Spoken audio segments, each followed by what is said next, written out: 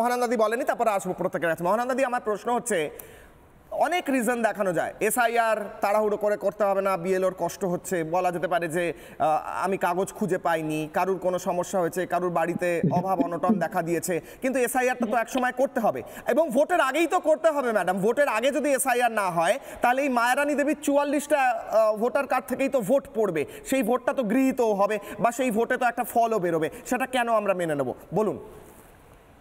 দেখো, ভোট হচ্ছে গণতন্ত্রের সব থেকে বড় অস্ত্র এবং আমরা পৃথিবীর বৃহত্তম গণতন্ত্রটাই আমাদের গর্ব। কাজেই ফেয়ার ইলেকশন হবে সেটা প্রতিটি ভারতীয় নাগরিক চায় এবং তার সঙ্গে ভারতীয় নাগরিকরা নিশ্চয়ই, সাধারণ মানুষ এটাও চায় যেখানে অবৈধ ভোটার যেন ভোট না দেয়। তার কারণ ভোটের মাধ্যমে শুধু সরকার নির্ধারণ হয় না, প্রশাসনের নীতি নির্ধারিত হয়, যেটা জনগণের জন্য।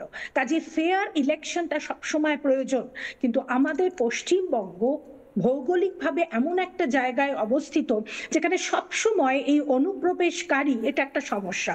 সিপিআইএম এর সময় আমাদের বর্তমান মাননীয় মুখ্যমন্ত্রী তিনি পার্লামেন্টে আপত্তি জানিয়েছিলেন যে প্রচুর অনুপ্রবেশকারী। আমরা দেখলাম যে সময় বদলায়, শাসক দল বদলায়, কিন্তু নীতিটা বদলাচ্ছে না, সেটা আমরা চাই। এবং আরেকটা কথা তুমি যেটা বারবার বললে যে এত অবৈধ ভোটার রয়েছে, ইলেকশন কমিশনের কাজ হচ্ছে স্বচ্ছ ভোটার তালিকা তৈরি করা, এটা একটা দিক। আরেকটা দিক হচ্ছে ভোটের সময় যাতে ফেয়ার ইলেকশন হয়, যেন রিগিং না হয়। আমরা সিপিআইএম এর সময় শুনতাম সায়েন্টিফিক রিগিং, সেইটা তৃণমূলের সরকারের সময় যেন না হয়, একটা ফেয়ার ইলেকশন হয়, এটা আমরা চাইবো। একটা ছোট ডেটা দিই, 1978 থেকে 2013 বিনা কন্টেস্টে জয়ী হয় 23,185 জন প্রার্থী, আর 2018 টিএমসির সময় পঞ্চায়েত ভোটে 20,000-এরও বেশি আসনে আমরা দেখেছি বিনা কন্টেস্টে হয়েছে। এটা গণতন্ত্রের জন্য খুব সুস্থ চিত্র নয়। কাজেই ইলেকশন কমিশনকে দুটো জিনিস দেখতে হবে, একটা স্বচ্ছ ভোটার তালিকা তৈরি করা, দ্বিতীয়ত ভোট মেশিনারিটা, অর্থাৎ যখন ভোট হবে সেখানে যেন ঠিক মতো কাজটা হয়, একটা নিরপেক্ষভাবে দক্ষভাবে কাজটা করতে হবে। এটা সাধারণ নাগরিক হিসেবে সমস্ত ভারতীয় চায়। অনুপ্রবেশকারী ভোট দেবে এটা কখনো মেনে নেওয়া যায় না। বেশ, যায় না মেনে নেওয়া, আর কি মেনে নেওয়া যায় না আমি আপনাদের দেখাবো। আমি ডিবেটে আসার আগে একটা গ্রাফিক্স আপনাদের দেখাবো। কিশলয় অগ্নিবাণে আজ যারা দর্শক তারা দেখুন যে এক মায়ারানী দেবী, যে মায়ারানী দেবী নিজে জানতেনও না যে তার নামে এটা হচ্ছে, তার নামে কতগুলো জেলায় কতগুলো জায়গায় ভোটার কার্ড ছিল জানেন? দেখুন কিশলয় অগ্নিবাণে আজ দেখাচ্ছি এই পশ্চিমবঙ্গ রাজ্যের কতগুলো জেলায়, উত্তর থেকে দক্ষিণ, প্রতিটা জেলার, রাজ্যের প্রতিটা জেলায়, রাজ্যের বিভিন্ন জায়গায় দলমত নির্বিশেষে আমি বলছি এই পশ্চিমবঙ্গের মাথা থেকে পা পর্যন্ত, বাঁদিক থেকে ডান দিক পর্যন্ত মায়ারানী দেবীর নাম ছিল, তিনি ভোট দিতেন, অর্থাৎ তার নামে ভোট পড়তো।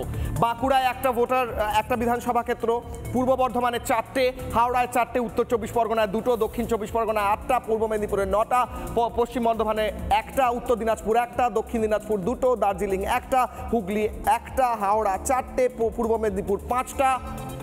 অর্থাৎ বুঝতে পারছেন এই প্রত্যেক জায়গায় মায়ারানী দেবীর নামে ভোট ছিল। আমি আরও একবার বোঝাচ্ছি, পশ্চিমবঙ্গের ম্যাপে যদি শুধু বাঁকুড়া জেলাটা ধরি তাহলে বাঁকুড়া জেলায় মায়ারানী দেবীর নামে একটা ভোটার কার্ড একটি বিধানসভায় ইস্যু করা ছিল, একটা এপিক নম্বর।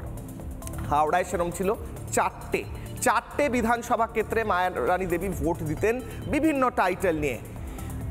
কিন্তু সবচেয়ে এগিয়ে রয়েছে এখানে পশ্চিম মেদিনীপুর। পূর্ব মেদিনীপুরে 5টা হলেও পশ্চিম মেদিনীপুরে 9টা বিধানসভায় মায়ারানী দেবী ভোটার কার্ড ছিল, তিনি ভোট দিতেন। তিনি কিন্তু বাড়িতেই ছিলেন, কিন্তু তার ভোটগুলো কিন্তু উত্তর থেকে দক্ষিণে এভাবে এতগুলো বিধানসভা ক্ষেত্রে পড়তো। অবস্থাটা দেখছেন? যদি এক মায়ারানী দেবী পশ্চিমবঙ্গের ওপর থেকে নিচ পর্যন্ত এইভাবে ছড়িয়ে থাকেন একজনের নাম, তাহলে আরও কত মায়ারানী ছায়ারানী দেবী রয়েছেন যারা হয়তো অনেকে অনুপ্রবেশকারীও হতে পারেন।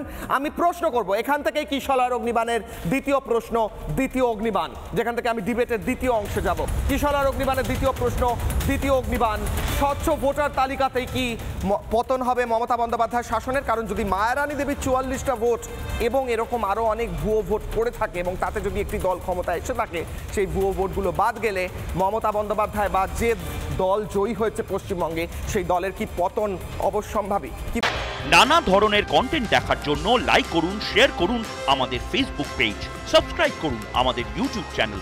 পাশাপাশি অন্যান্য ব্রেকিং নিউজের জন্য অবশ্যই চোখ রাখুন রিপাবলিক বাংলায়।